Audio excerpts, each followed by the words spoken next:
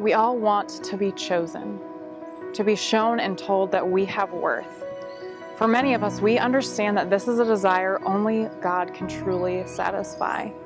But once we grasp this concept, we want to do something. We want to make a difference. We want God to use us. Here, though, we run into a wall. The problem we face isn't believing God could use us. It's understanding how He would use us. We fit ourselves into these boxes of our talents and our services, and we think if God isn't using us in this specific way, then He must not be using us at all. And that's exactly where the enemy wants us to remain, believing we actually aren't effective for God, that we have too much shame in our past, that we've failed too often, that God isn't opening the right doors for us.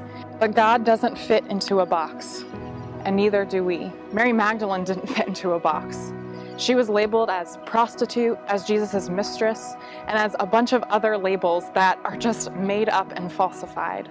If there was anyone who had to prove her worth, to believe that Jesus could use her in some way, it was Mary. Plagued by demons, she was a woman in need of knowing her worth.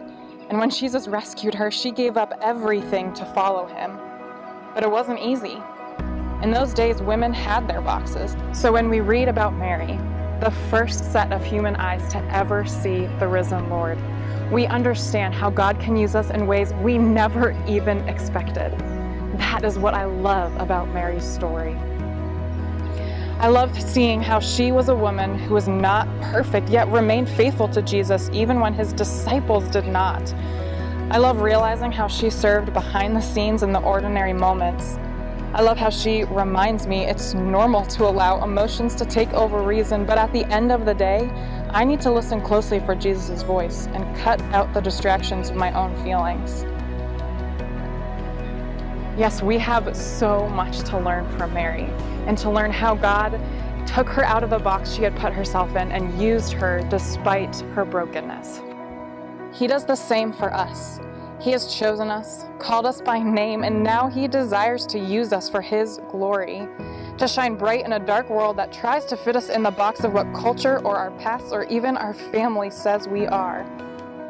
Join me in discovering how you can listen for Jesus' voice, because He calls you by name. We are going to look at the life of Mary Magdalene and see how we can be encouraged and grow in our own faith. We're going to find out how God not only uses us, but He uses us in ways that we never expected. And He uses us despite our past, despite the present limitations that we put on ourselves.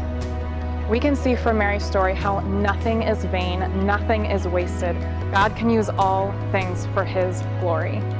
God gave Mary this purpose to shine His light, that He was risen to His disciples, to the world. She was His testimony. And He requires the same thing of us, to shine bright in this world all around us, to not be afraid to talk about Him, to share what He's doing in our lives. You were made for a purpose. God desires you to shine His light. You just have to be willing to say yes.